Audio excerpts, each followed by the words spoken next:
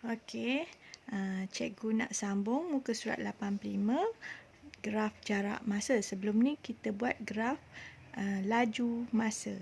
Ni graf jarak masa yang mana paksi Y dia ada jarak dan paksi X dia ada masa. Jarak masa ni dia punya unit tu kilometer, untuk jarak lah kilometer atau meter. Sementara untuk masa sama ada jam atau saat. Jadi kena pastikan dulu, meter mesti pasangan dia saat. Kilometer mesti jam. Okey. Jadi sekarang kita tengok soalan nombor 1. Okey. Macam biasa kita akan jumpa kadar perubahan. Yang ni sebelum ni pecutan. Ni ialah laju. Sebab laju ialah jarak bahagi masa. Jarak bahagi dengan masa dapat laju. Sebab sebelum ni kita ada laju dengan masa. Laju dengan masa ialah pecutan. Ni jarak dengan masa berkaitan dengan laju. Dan di sini dia tulis kadar perubahan jarak. Sebelum ni kalau graf laju masa, kadar perubahan laju. Di sini disebabkan jarak sini, paksi Y dia kadar perubahan jarak. Kadar perubahan jarak ini ialah laju. Formula dia sama dengan A.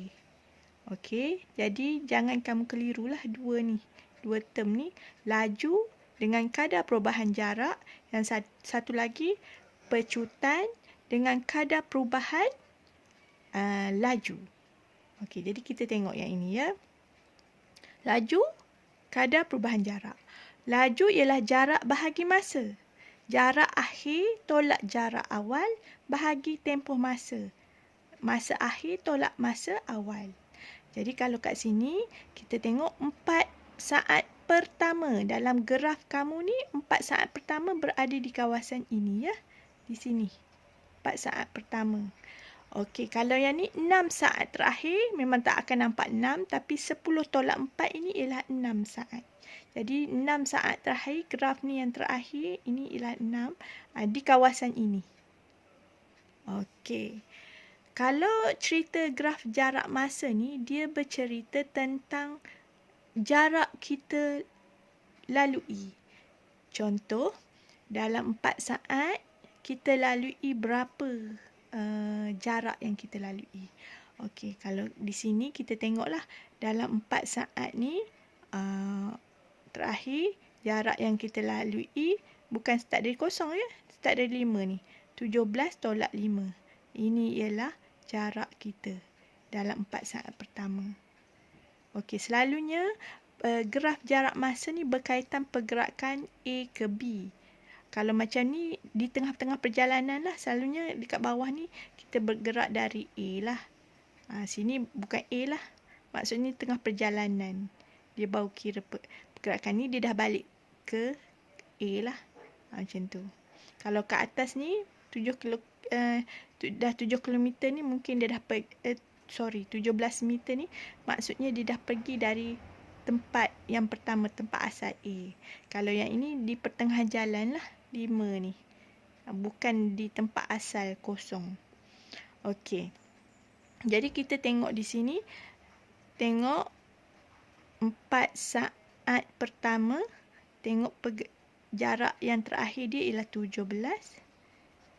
Jarak awal dia, sebab graf kita ni di sini akhirnya pada awalnya itu pada jarak 5 meter per dengan masa dia ialah 4. 4 saat. Ambil 4 ni tulis, atau 4 tolak kosong boleh juga. Jadi kamu akan dapat jawapan lah di situ, iaitu kamu kira-kira kamu dapat 3 meter per saat. Okey. B, kadar perubahan jarak 6 saat. Pertama tengok, jarak terakhir dia ialah kosong lah. Sebab tengok di sini, pada 10 saat terakhir ni, nilai jarak dia ialah kosong. Tolak dengan 4 saat mula-mula dia dalam 6 saat ni pada 4 ni, kita baca atas ialah 17. tolak dengan 10 saat terakhir dengan sebelum tu. Jadi ini memang kita akan dapat 6 bawah dia ni. Sebab berkaitan dengan 6 saat. Okey, yang ni negatif 17. Jadi kita akan dapat jawapan dia ialah negatif 2.83. MS negatif 1. Sama je dengan yang ni. Dia sama je. Unit dia sama. Okey, bagaimana dengan purata laju? Purata laju jumlah jarak bahagi masa. Okey, jadi purata laju keseluruhan jumlah jarak. Jarak yang pertama ni keseluruhan ya. Jarak pertama 17 tolak 5 ni. Kamu dapat jarak. Lepas tu dia balik semula. 17 ke sini. 17 tolak kosong ni. Dapat 17 lah. Yang ni dapat jarak kat sini. 17 tolak 5. Okey, 17 tolak 5 dapat 12. Lepas tu dia balik semula. Akan dapat 17 meter. Masa yang dia ambil ialah 10 saat. Jadi kamu kira ni dan kamu akan dapat 2.9 ms negatif 1. Sebab dia masih lagi laju. Jadi unit dia masih sama. Jadi itulah salah satu jawapan. Okey, tengok nombor 3. Okey, nombor 3. Ini pergerakan contoh. Yang pertama, dia di A ya. Ni kawan A. Ni B. Contoh. Nak pergi ke B. A ni, dia bergerak dari tempat dia. Tempat A. Okey, dia bergerak dalam masa 11 saat dia berhenti. Ini ialah dia berhenti. Ni waktu rehat.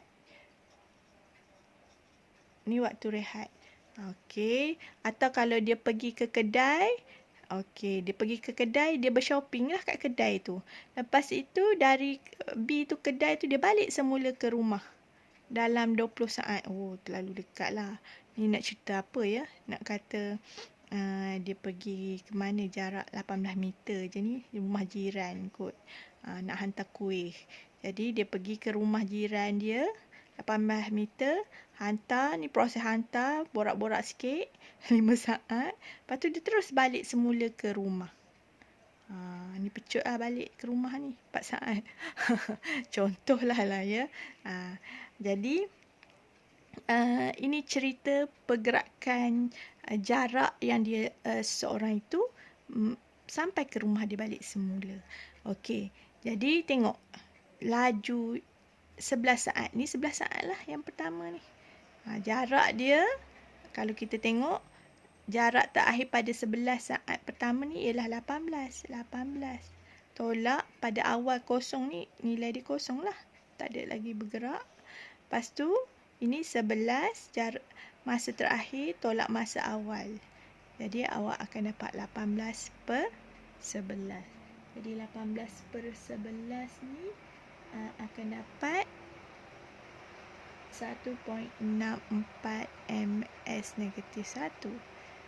Okey, yang B pula sama je.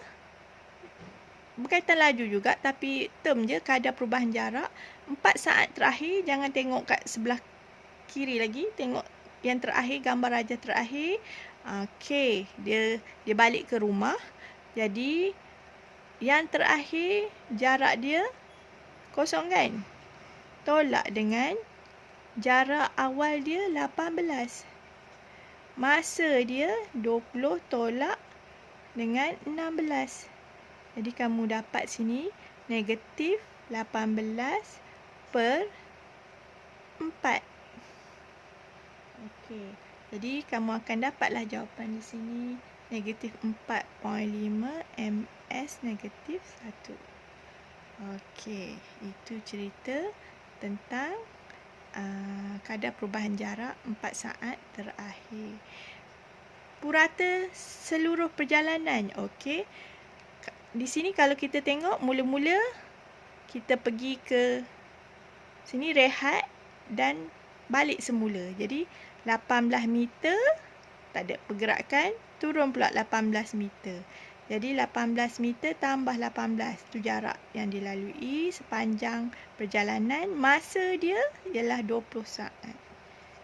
Jadi ini dapat 36/20 dan kamu tidak akan dapat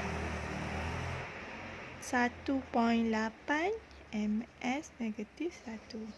Okey, jadi saya berharap kamu bolehlah cuba buat yang nombor 2 tu. Selamat mencuba.